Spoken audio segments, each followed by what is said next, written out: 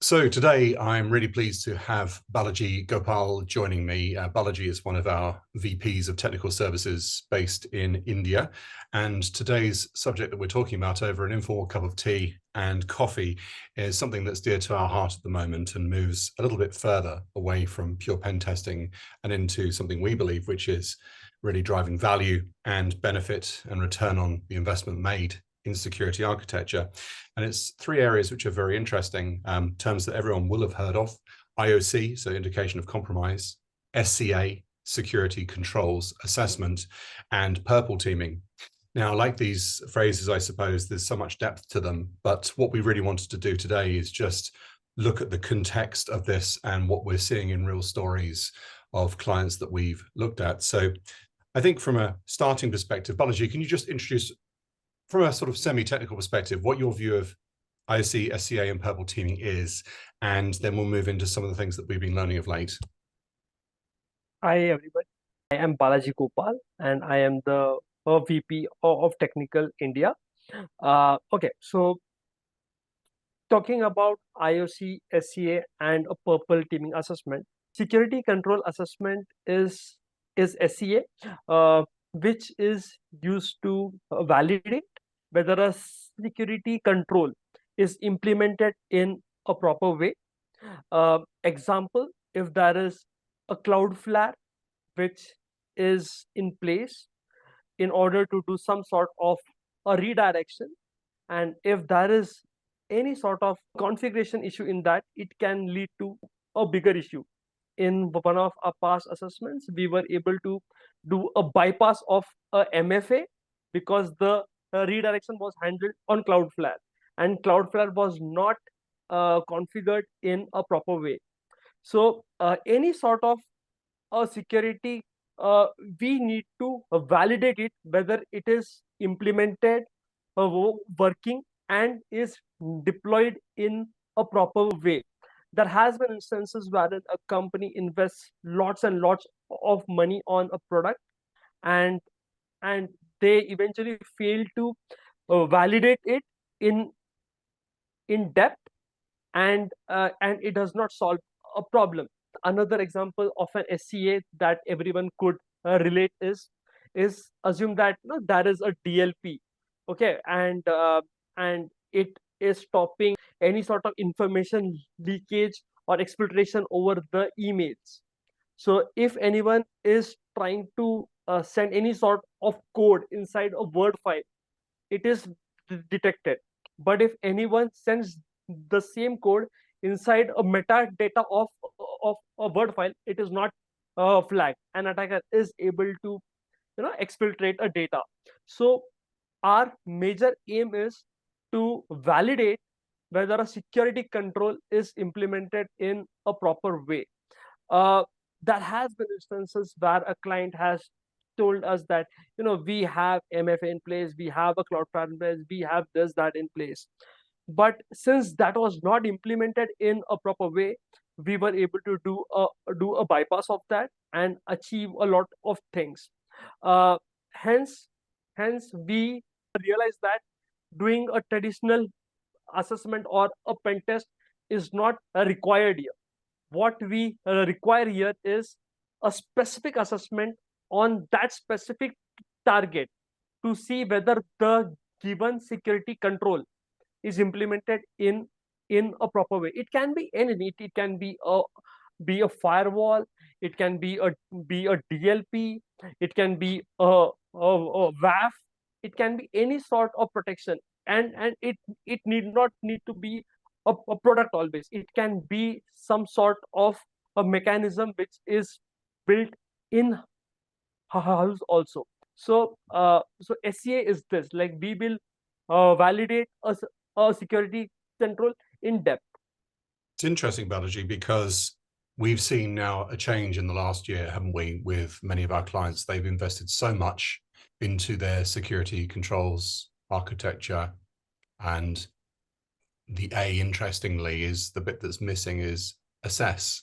And three major global companies that we've worked on we've managed to compromise them, not because they didn't invest in security. They had great security. They had really good security teams. They had red teamers in place. They did regular pen tests. And I think this is the gap, isn't it, that we now start to see, which is if you've invested all of this, where is the return? How can I make the changes? How can I extract more value? Tell me what you see just from your perspective in your day-to-day role about how you start to tune, because this is where we start to move into a wider type of area and some of those other titles I mentioned at the beginning. Yeah. So I would like to give a practical example here. I have mentioned that we were doing an assessment for a company wherein we were able to do a bypass of an MFA because of a Cloudflare issue. What we realize is that there are multiple ways, multiple rules which were not there in a proper way.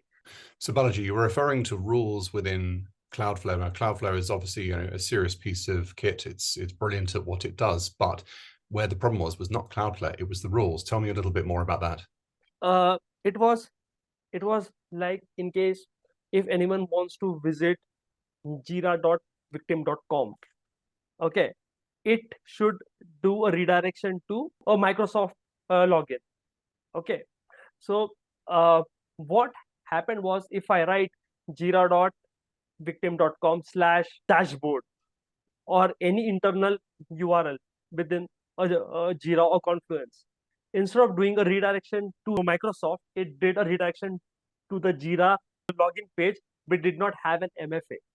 And what we observed was that redirection was happening using Cloudflare. So the rule said that anyone visits jira.victim.com/ must be redirected here, but it did not see the inner directories, inner links. So the issue was that the inner links were not doing a redirection to Microsoft login.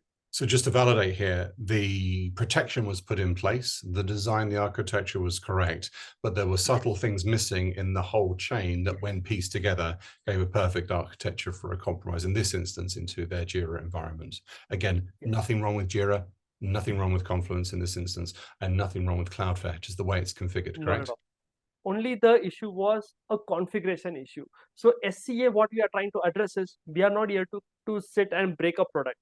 We are just seeing that whether the rules are configured in a proper way that addresses a real-time attack.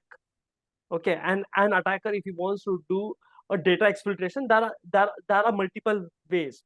Is a DLP able to stop any sort of exfiltration attacks? This is what our aim is, to ensure that things are configured in a proper way and it is working as expected.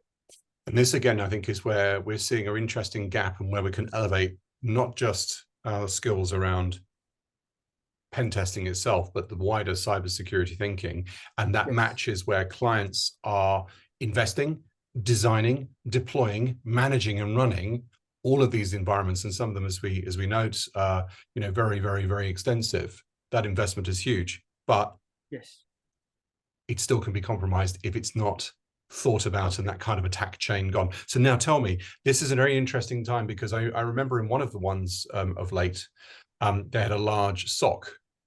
And so this leads us on to sort of the purple side of things and the opportunities there, and also indication of compromise and tuning and such. Tell us a little bit more about that, Balaji. Yeah, so ideally, what red teaming is the target-based attacks. Like, we are given a goal and the client asks us to achieve a certain goal, and eventually we were able to achieve it. And what happened was that a blue team, although they have got very less amount of alerts, they did not take action. Example, we have got a credential over the internet, and we tried to do a login from India, US, Canada, from multiple locations, and that activity was even logged, but there was no action on it. So the issue is that the SOC team just ignored it. What came to our observation is that there are tools in place, there are things in place, but Mhm. the SOC team is not aware how to address a certain issue. Why do you Here think that comes is? What's causing that? What's the root cause? uh, the root cause is that they get so many alerts that giving a priority to which log is a confusion. Mhm. Then we came up with a purple teaming activity, wherein we were a red teamers, the person who attacks, and a blue team that were doing analysis of logs and trying to block attacks. And eventually it went into a collaboration so amazingly that we were able to achieve a lot of valuable output and improving the overall security structure. So, our aim was that we were we were assuming areas where suppose a compromise has happened. There has been a phishing attack and a user accidentally has entered a credential and he has not even alerted. So what?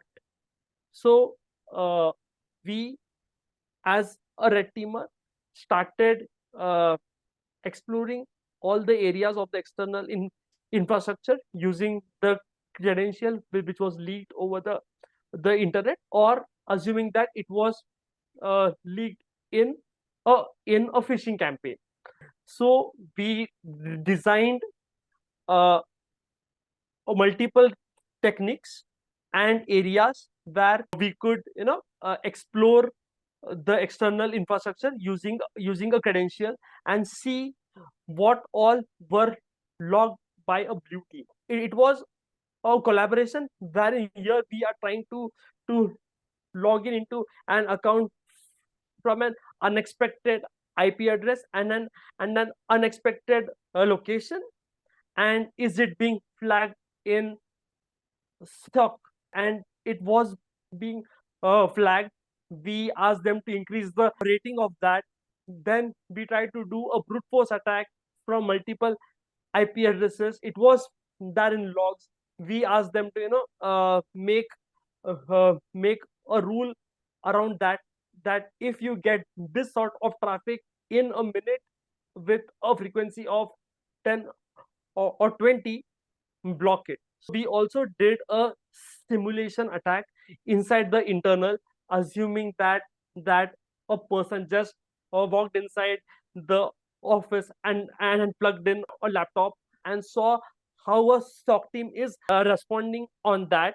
It was a collaboration that was worth it, and it enabled them to find more and more uh, attack vectors, and we could simply make a rule out of them and ensure that if any attacks are coming, an actual attack, those are being blocked easily. But Balaji, one thing that, I mean, I've been doing this a long time, just as you have as well. And one thing that is always on my mind is companies place a SOC in place, either outsourced or internal. Either way, it costs and it's expensive. It's the right thing to do. It's smart thing to do. It reinforces and creates that detect response component that's really important. But why do you think it is that a traditional pen test never really truly engages in it, and it has to be dressed up as this big mammoth exercise called a purple teaming, which basically most people don't have the resources to do? Why can't bite-sized things like this be done on simple attack chains, simple methods that really leverage and give so much better return on and knowledge within those teams, and encourage them to then carry on? Why do you think this doesn't happen?